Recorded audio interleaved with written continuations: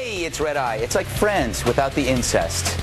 We're here with Rachel Marsden, Bill Schulz. You suck.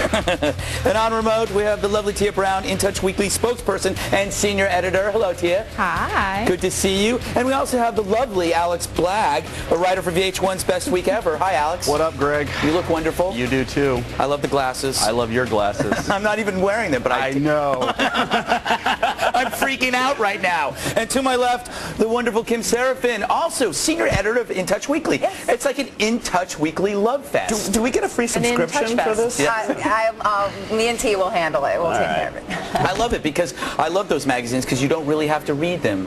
You just have to tear them out and smear them over your face and suck in the gossip. There's no other magazine to read. That's what I think. They're great for the gym. They certainly. You know, something that depresses me, David Hasslehof. His wife was in Us Weekly, another magazine which I don't read in favor of In Touch Weekly. She did an interview. Because we're here. Exactly. We've had nobody from Us Weekly here. No, we have, haven't we? Yes. Let me get to the point. All right. No, go back to that. His wife.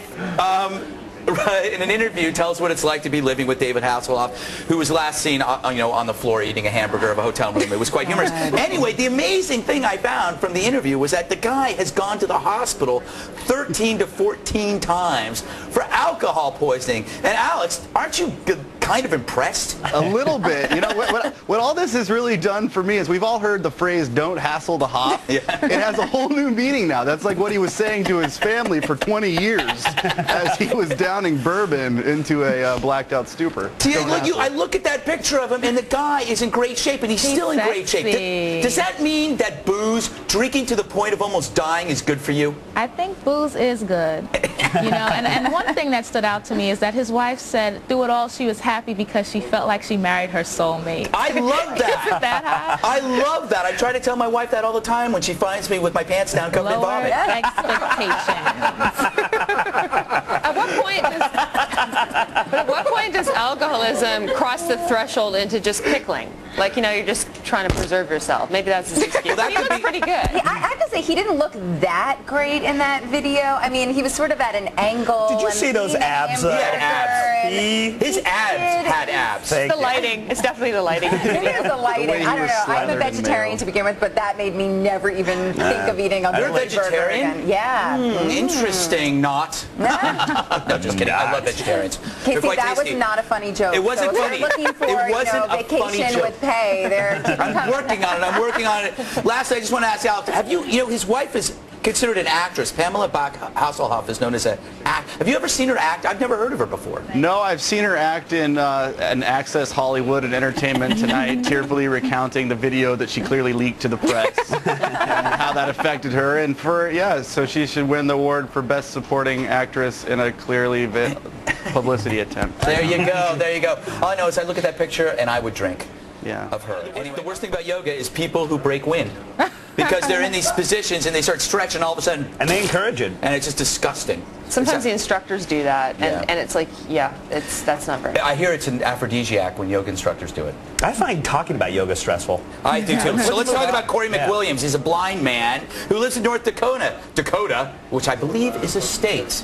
At any rate, he has a gun license, and he's blind. He's so blind, in fact, he can't even see his gun. And now he wants Minnesota to issue him a gun license, but they can't do it. They're rejecting the permit. So I'm wondering, are we discriminating, Kim, against blind people when it comes to issuing them guns? Well, he wants to shoot a gun. The weird thing is that he apparently has a permit in other states, so it's just Minnesota that won't give him this gun permit. We don't let blind people drive a car. We're not really discriminating against him. I just wouldn't want somebody carrying a gun not being able to see. Alex, is this blacism?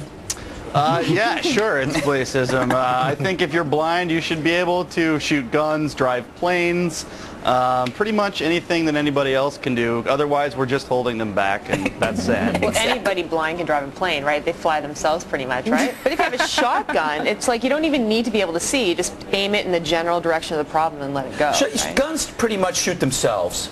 And you really don't need your sight to use a gun, as far as I can tell. Yeah. I think he say, well, you know, a sighted person might be quicker to pull out their gun. I use my brain more, so I'd be more careful, you know, in an attacker coming up to me.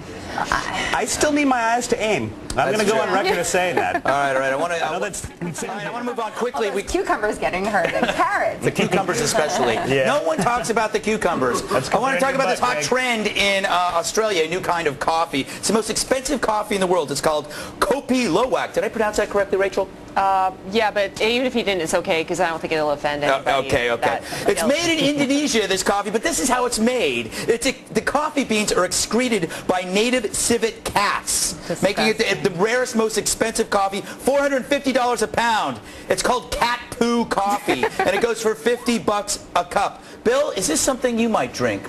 Absolutely, Greg. I mean, apparently the stomach ferments it, and it's interesting because, as you know, I go through your feces regularly, and you have the exact same effect on juju beans. They are so much more delicious after they've gone through your digestive canal. Alex, as long as something is rich, as long as something is expensive, the rich will buy it. Yeah, I was just thinking about that. I think later in life I'd like to retire and just make up things to try to sell to dumb rich people and just be like, this marshmallow came from inside the stomach of a Guatemalan boy from the rainforest. Give me $5,000 and I'll give it to you. Sold. Magical. I love that. Crazy. Tia, would you ever drink this coffee?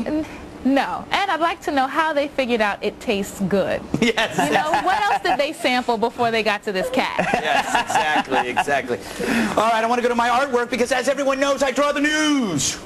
In this case, as you know, Fluffy McNutter is a cat-dog hybrid, and I've decided to make some coffee out of him. He is pooping, and then I'm fermenting it and filtering it into a cup of coffee. It's called Fluffy Mocha, and it's from Red Eye, and it costs approximately $100 a cup. If you'd like to win this lovely piece of artwork, just name it and send it to redeye@foxnews.com. I will read it. If I like it, I'll sign it and send it to you probably in the next 30 to 40 years. Anyone else notice that in all this eulogizing of Jerry Falwell, no one's ever referred to him as edgy? That's true. Seems weird, doesn't it? Yes. Yeah. Opie and Anthony suspended. Yeah, I noticed they were suspended by XM Radio, but not by CBS Radio, which plans on having them on the air tomorrow morning. I think it was CBS Radio that fired Imus. So I guess Les Moonves thinks it's not okay to say nappy-headed hose, but it's totally fine to talk about holding down the Secretary of State, punching her in the face, and raping her. Interesting distinction, Les. And not at all politically motivated, I'm sure. He's probably not watching, Andy. Probably not until now.